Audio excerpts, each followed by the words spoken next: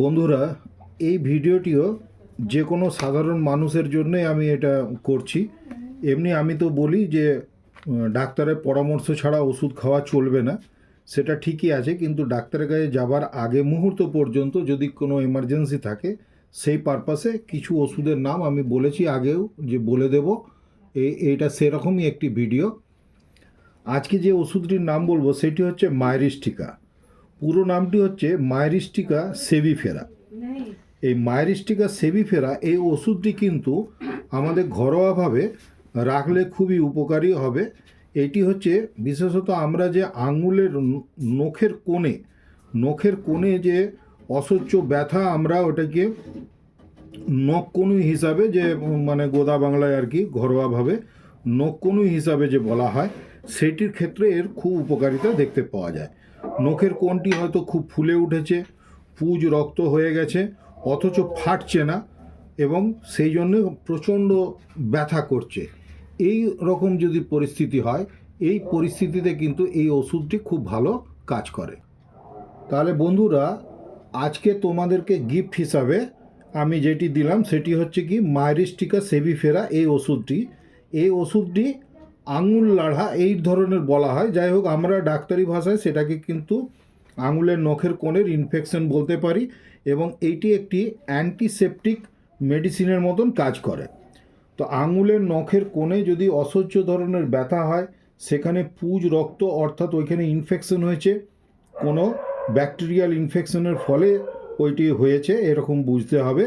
তাহলে এটা অ্যাকচুয়ালি তাহলে কি ফোঁড়ার ওষুধ হয়ে গেল, এবং ফোঁড়াকে ফাটাবার জন্য ওষুধ। ছোট বড় যে কোনো ধরনের সকল রকমেরই ফোঁড়া যেখানে পুজ হয়ে গেছে, পুজ হবার মতন মানে পরিস্থিতি আছে, সেই জায়গাতে কিন্তু এই ওষুধটি খুব ভালো ব্যবহার করা হয়। এই সংক্রান্ত ব্যাপারে যদিও আমাদের আরও কিছু ওষুধ আছে, সেইগুলিরও নাম খুবই প্রমিনেন্ট নাম এবং আমাদের খুবই ব্যবহার করতে হয়, যেমন হচ্ছে হিপারসাল এবং সাইলেসিয়া। এই দুটি ওষুধও কিন্তু এই পারপাসে আমরা ব্যবহার করি, অর্থাৎ কোনো ফোড়া হয়েছে যেটা ফাটবার মতন, পুজ রক্ত হয়ে আছে অথচ ফাটছে না বা ঠিক মতন পাকছেও না, এই মতন কন্ডিশনে আমরা কিন্তু এই মাইরিস্টিকা ওষুধটি ব্যবহার করতে পারি। মাইরিস্টিকা ওষুধটি যদি 3x পাওয়ার পাওয়া যায়, 3x পাওয়ারের ওষুধটি খুব বেশি উপকারী। 3x পাওয়ারের ওষুধটি 2 থেকে 3 ফোঁটা করে 2 ঘন্টা পর পর যদি 3 থেকে 4 বার খেয়ে নেওয়া যায়, বা 5 বার যদি খেয়ে নেওয়া যায় পরপর, তাহলে কিন্তু যে কোনো ফোড়া ফেটে সেখান থেকে পুজ রক্ত বেরিয়ে চলে আসবে।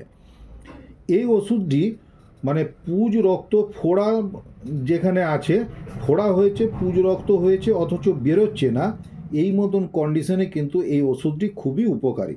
সেটা আঙুলে হোক, কানের ভেতরেই হোক, বা আরও কোনো শরীরের যে কোনো অঙ্গেই হোক না কেন। যেমন কার্বঙ্কল জাতীয় ফোঁড়া এখন অতটা হয় না, আগেকার দিনে হতো, ওই জাতীয় ফোঁড়াতেও কিন্তু এই ওষুধটি খুবই ভালো কাজ করে, এবং এইটির র্যাঙ্ক হচ্ছে হিপারসাল এবং সাইলেসিয়ার থেকেও কিন্তু বেশি পাওয়ারফুল হিসাবে মেনে নেওয়া যায়। এবং এর মধ্যে আরও একটি যেটি খুব ভালো উপকারী যে ব্যাপার আছে, সেটি হচ্ছে এটি অ্যান্টিসেপটিক হিসাবেও কিন্তু কাজ করে, অর্থাৎ ব্যাকটেরিয়া ভাইরাস যা কিছু সেখানে বাসা বেঁধেছে সেইগুলিকে এ কিন্তু মেরে দেবার মতন ক্ষমতা রাখে। এটি যদি স্কিন হয় বা টিস্যুর মধ্যে হয়, পেরিঅস্টিয়াম, অর্থাৎ এটি কিন্তু অ্যানাস রিজিয়ানেও কিন্তু এটির খুব ভালো কাজ আছে। তো এই সমস্ত ব্যাপারে ফিস্চুলা হলো, কার্বঙ্কলস হলো, আর যে কোনো ধরনের ফোড়া জাতীয় যা কিছু হোক না কেন, সেই ক্ষেত্রে কিন্তু এটি ফোড়া ফাটাবার জন্যে এটি কিন্তু খুব ভালো উপকারী ওষুধ। তো আজকে এই পর্যন্ত বন্ধুরা। যদি আমার এই ভিডিওটি দেখে তোমাদের ভালো লাগে তাহলে একটি লাইক করে দিও, আর বন্ধু বান্ধবদের মধ্যে যদি শেয়ার করে দাও তাহলে খুব ভালো হবে। তাহলে এই ধরনের ভিডিও আমি আরও বানাবার জন্য আগ্রহী থাকব। তোমাদের ভিডিওটি কেমন লাগলো কমেন্ট সেকশনে এসে কমেন্ট দিতে পারো, কমেন্ট করে জানাতে পারো। আর এই ধরনের আরও কোনো অন্য ওষুধ সম্পর্কে যদি কিছু জানতে চাও বা কোনো রোগ সম্পর্কে যদি জানতে চাও, সেটাও আমাকে জানাতে পারো। ধন্যবাদ বন্ধুরা, সকলে খুব ভালো থেকো, নিজের শরীরে যত্ন নিও।